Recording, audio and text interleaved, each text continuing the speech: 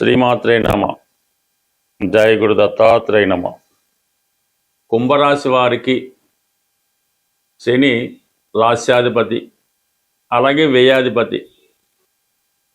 ఈ కుంభరాశి వారు సెల్ఫ్ మిస్టేక్స్ వల్ల, స్వయంకృతాపరాధం వల్ల జీవితంలో ఎక్కువ నష్టపోవడం జరుగుతుంటుంది. ఇతరులకు ఉపకారం చేద్దామనే మీ ఆలోచన కరెక్టే, కానీ ఆ ఉపకారం వల్ల మీరు మీ కుటుంబం అన్నది నష్టపోవడం జరుగుతుంటుంది. ఎందుకంటే శని మీకు వ్యయాధిపతి కూడా అవడం వల్ల మీ చర్యలు మీ నష్టానికి కారణం అవుతుంటుంది. సరే, ప్రస్తుతం శని భగవానుడు జూలై 27 నుంచి డిసెంబర్ 11 మధ్యలో వక్ర గమనం పొందడం జరుగుతుంది. అంటే ఏదైనా ఒక రాశ్యాధిపతి వక్రించినప్పుడు వారు గతంలో చేసినటువంటి పొరపాట్లు సరిదిద్దుకోవడానికి ఒక అవకాశం అన్నది శని భగవానుడు ఇవ్వడం జరుగుతూ ఉంటుంది. అంటే మీరు వ్యక్తిగతంగా మీరు చేసే పొరపాట్లు సరిదిద్దుకోవడం కానీ, అలాగే 12వ స్థానం సంబంధించినటువంటి రుణాలు చేయడం కానీ, అన్నెసరీ ఎక్స్పెండిచర్ కానీ, ఏదైనా నష్టపోవడం కానీ, ఇటువంటి మళ్ళీ తిరిగి సంపాదించుకోవడానికి మీకు ఒక అవకాశం అన్నది ఈ సమయంలో, అంటే రాబోయే 138 రోజుల్లో శని భగవానుడు మీకు ఇవ్వబోతున్నాడు. అత్యంత క్రమశిక్షణతో కొన్ని మీ సొంత ప్రయోజనాలు, సొంత అలవాట్లు, కోరికలు చంపుకొని క్రమశిక్షణతో పనిచేస్తే గతంలో పోగొట్టుకున్నది మీరు సంపాదించుకుంటారు. ఈవెన్ మీ యొక్క ఆరోగ్యం కూడా ఈ వక్ర గమనం వల్ల కొంత ఇబ్బంది పడి దెబ్బతినే అవకాశం ఉంటుంది. అంటే గతంలో ఉన్నటువంటి అనారోగ్య సమస్యలు బయటికి రావడం జరుగుతుంటుంది. కాబట్టి ఈ సమయంలో మీ యొక్క అనారోగ్యాన్ని కూడా మీ క్రమశిక్షణతో తగ్గించుకోవడం జరుగుతూ ఉంటుంది. అయితే ప్రస్తుతం శని భగవానుడు మీకు ద్వితీయ స్థానంలో ఏలినాటి శని 3rd ఫేజ్లో ఉండడం జరుగుతుంది. అయితే కొంతవరకు ఈ వక్రగమనం వల్ల తిరిగి మళ్ళా జన్మశని ప్రభావం మీ మీద ఈ రాబోయే 138 రోజులు ఉంటుంది. అంటే శని అక్కడే ఉంటాడు 2వ స్థానంలో. ఇప్పుడు మీ యొక్క రాశి మీద కూడా, అంటే మీ వ్యక్తిగత జీవితం మీద, మీ వ్యక్తిగత అలవాట్ల మీద కంప్లీట్గా తన ప్రభావాన్ని చూపుతున్నాడు. కాబట్టి మరి గతంలో కంప్లీట్గా మీరు ఏదైతే పోగొట్టుకున్నారో అది సంపాదించే ప్రయత్నంలో ఖచ్చితంగా కష్టపడవలసి ఉంది. ప్రస్తుతం ప్రధానంగా ఆరోగ్యం. శని ఉత్తికారకుడు కాబట్టి ఉద్యోగ సంబంధించిన విషయాల్లో మీరు ఏదో పొరపాటు వల్ల, వేరే కారణాల వల్ల వ్యాపారంలో భారీగా నష్టపోయి ఉండొచ్చు, చేస్తున్న ఉద్యోగం పోగొట్టుకొని ఉండొచ్చు. ఈ విధంగా చేయడం వల్ల మీకు కొంతవరకు తిరిగి మీ తప్పు సరిదిద్దుకొని మీలా మీరు రియల్గా పశ్చాత్తాపడి అవతల వాళ్ళని సంప్రదిస్తే మీ తప్పు ఒప్పుకుంటే 100కి 100 పాళ్ళు మళ్ళీ పోగొట్టుకున్నది ఏదైనా, అది ఉద్యోగమైనా, భార్య అయినా, మీరు స్త్రీ అయితే భర్త అయినా తిరిగి సంపాదించుకోవడం జరుగుతుంది. అలాగే కొన్ని తీవ్రమైనటువంటి అలవాట్లు ఇబ్బంది పెడుతుంటాయి. ఇప్పుడు శని భగవానుడు ఏంటంటే మనిషిని ఈ విధంగా వాళ్ళ బలహీనతలను మరింత బలహీనపరిచి చాలా భ్రష్టు పట్టిస్తుంటారు. అటువంటి వాటి నుంచి బయటపడడానికి ఇప్పుడు మీకు ఒక అవకాశం ఉంది. అది ఏదైనా ఒక అలవాటు, లేదంటే ఒకరికి బానిసై ఉండడం, ఒకరి ఆధీనంలో ఉండడం, ఒకరికి పూర్తిగా కట్టుబడి ఉండడం, వాళ్ళ మాయలో పడడం కూడా కొంతమందికి జరుగుతూ ఉంటుంది.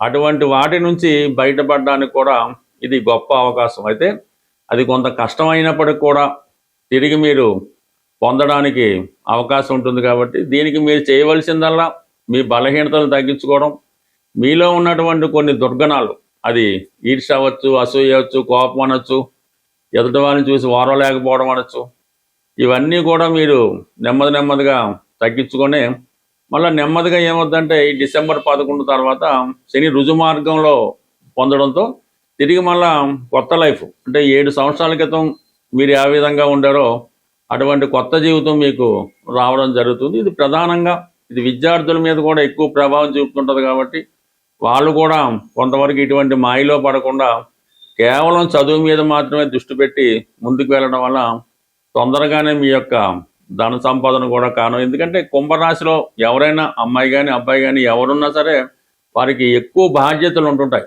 తల్లిదండ్రులను పోషించడం, వారికన్నా ముందు పుట్టిన వాళ్ళని ఒక బాధ్యత తీసుకోవడం, ఇవన్నీ మీరు పూర్వజన్మ ఫలితంగా ఈ జన్మ మీతో పాటు ఆ కర్మలు, ఆ బాధ్యతలు కూడా రావడం జరుగుతుంటుంది.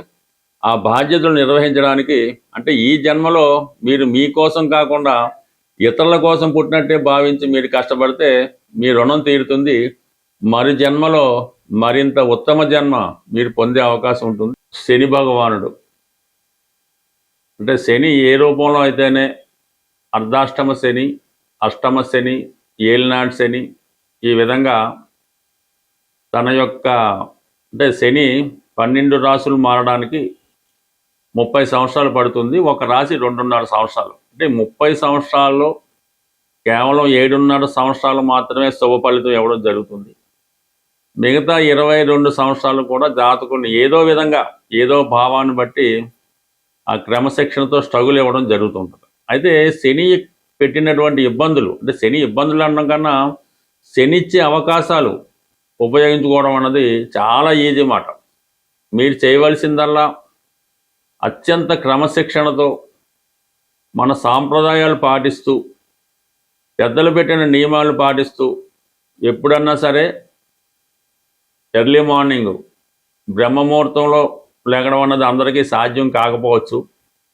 సూర్యోదయానికన్నా ముందు నిద్ర లేవడం, మధ్యాహ్నం నిద్ర అంటే అది ముసలి వాళ్ళకి రోగులకి ఎగ్జాంపుల్ ఉంటుంది తప్ప మధ్యాహ్నం అనేది నిద్ర ఎట్టి పరిస్థితుల్లో కూడా నిద్రపోవద్దు. ఈ విధంగా ముందు ఈ క్రమశిక్షణ పాటించడం, ప్రతిరోజు కూడా మీ యొక్క కుల ఆచార ప్రకారం దైవనామ స్మరణ చేసుకోవడం, కుటుంబంలో పెద్దల్ని గౌరవించడం. అంటే మెయిన్గా శని యొక్క మీకు ఎంత ఇబ్బంది పడి జన్మశని అయినా అవనవండి, అప్పుడు మీరు ఏం చేయాలంటే అనాథ శరణాలయంలో ఉన్నటువంటి వృద్ధులు, ఇప్పుడు చాలామంది అక్కడ చేయించేస్తున్నారు కదా, అక్కడ ఉన్నటువంటి వృద్ధుల్ని అంటే సేవించడం అంటే పూర్వంలాగా ఏమి కాళ్ళు నొక్కడం అదేం చేయక్కర్లేదు. మీరు వాళ్ళకి అడిగి మీకేంటి బాబు అవసరం, మీకు ఏమైనా బిస్కెట్లు కావాలా, లేదంటే ఎన్నో మంచీలు తాగుతారా, లేదంటే ఎన్నో మందులు తెచ్చి పెట్టాలా, అంటే వాళ్ళకి ఏదైనా ఇలాంటి సేవ చేయడం మీకు ఇష్టమైతే వాళ్ళకి ఫిజికల్గా కూడా సేవ చేయొచ్చు. ఈ అంటే మరి ఈ సత్యసాయిబాబా ఉన్నప్పుడు ఈ నారాయణ సేవ అని వాళ్ళు ఈ బాబా డెవోటీసు ప్రతి వారం ఈ నారాయణ సేవని చేస్తుండేవారు ఈ సత్యసాయిబాబా డెవోటీస్ వాళ్ళు. సో అది కూడా వాళ్ళకి అంటే బాబా వారు ఆ విధంగా వాళ్ళతో చేయించి వారి యొక్క శనిని యాక్టివేట్ చేయించి వాళ్ళకి మంచి మార్గంలో నడపడానికి అవకాశం ఇస్తుండేవారు ఆయన బాబా గారు.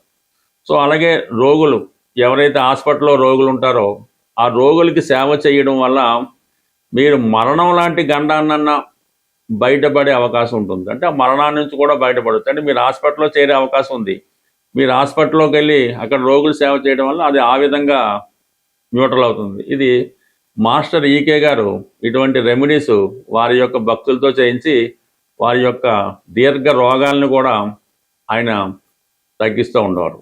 అంటే ఏదైనా శని సేవ చేయడం అది ఎవరైతే తన పనులు తాను చేసుకోలేరో వృద్ధులో బలహీనతో వాళ్ళకి చేయాలి తప్ప బాగా ఆరోగ్యంలో ఉన్నవాడికి మీరు ఎంత సేవ చేసినా పెద్దగా ఉపయోగం లేదు. పైపెచ్చి అది మీకు ఇంకో విధంగా ఇబ్బంది పడే అవకాశం ఉంటుంది. కాబట్టి ఈ నియమాలు మీరు అంటే బయట వారికి సేవ చేయడం, బయట వారికి భోజనం పెట్టడం కాకుండా మీ ఇంట్లో ఉన్నటువంటి మీ తల్లిదండ్రులకో తాతగారికో అమ్మమ్మలకో నాన్నలకో వారికి ముందు సేవ చేయవలసి ఉంటుంది. వాళ్ళ గురించి పట్టించుకోకుండా ఏదో వేరే వాళ్ళకి సేవ చేయడం, వాళ్ళకి మంచి చెడ్డలు చూడడం అది మీకు మరింత పాపాన్ని మూటగడుతూ ఉంటుంది. ముందు మీ ఇంట్లో ఉన్నటువంటి వృద్ధులకు ఎటువంటి కష్టం రాకుండా చూడటం, వారికి ఏదైనా అవసరం వచ్చినప్పుడు ఆత్మీయంగా వాళ్ళని పలకరించడం, అవసరమైతే వాళ్ళకి ఫిజికల్గా సేవ చేయడం, వాళ్ళ అవసరాలకి మంచి దుప్పటం, మంచి పడక ఏర్పాటు చేయడం, శుభ్రమైన ఆహారం పెట్టడం, వాళ్ళు పడుకునేలాగా మంచి పడక ఏర్పాటు చేయడం, వాళ్ళకు రూమ్ ఏర్పాటు చేయడం, ఇవన్నీ చేయడం వల్ల మీకు 100% అంటే ఈ శని భగవానుడు కేవలం తన ప్రభావాన్ని మీ మీద కాకుండా కుటుంబం మొత్తం మీద ప్రభావం చూపుతుంటాడు. అంటే మీరు చేసేది తల్లిదండ్రులకో పెద్దవాళ్ళకో సేవ చేస్తే రేపు మీ సంతానం మీకు సేవ చేయడం జరుగుతుంటుంది. ఇది ఏదైనా శని కర్మకారకుడు. మీ కర్మల్ని బాధ్యతల్ని కరెక్ట్గా చేస్తే మీరు ఏ దేవాలయానికి వెళ్ళక్కర్లేదు, ఏ దాన ధర్మాలు చేయక్కర్లేదు, ఏ పుణ్యక్షేత్రాలు దర్శించక్కర్లేదు. మీ పెద్దవారిని సేవ చేస్తూ అలాగే ఇతరులకు కూడా ఇబ్బందులు లేకుండా చూడడం. కేవలం మీ పని వాళ్ళు కూడా ఉంటారు, మీ డ్రైవర్లు ఉంటారు, ఇంట్లో పనిచేసే వాళ్ళు ఉంటారు, వాళ్ళ పట్ల కూడా వినయ విధేయతలతో వాళ్ళ అవసరాలు ఏమైనా ఇబ్బందులు ఉంటే వారి అవసరాలు తీర్చడం వల్ల కూడా మీకు ఈ శని యాక్టివేట్ అవుతుంది. అలాగే మీ యొక్క వ్యాపార వ్యవహారాలు కూడా చాలా అనుకూలంగా రావడం జరుగుతుంటుంది. బట్ ఏదైనా శనిని కంట్రోల్ చేసే శక్తి మీ చేతుల్లోనే ఉంది. అది మీరు ఎంత కష్టపడి చేసుకుంటే మీ యొక్క అభివృద్ధి, ఆరోగ్యం, ఐశ్వర్యం అంత అనుకూలంగా ఉంటుంది. స్వస్తి.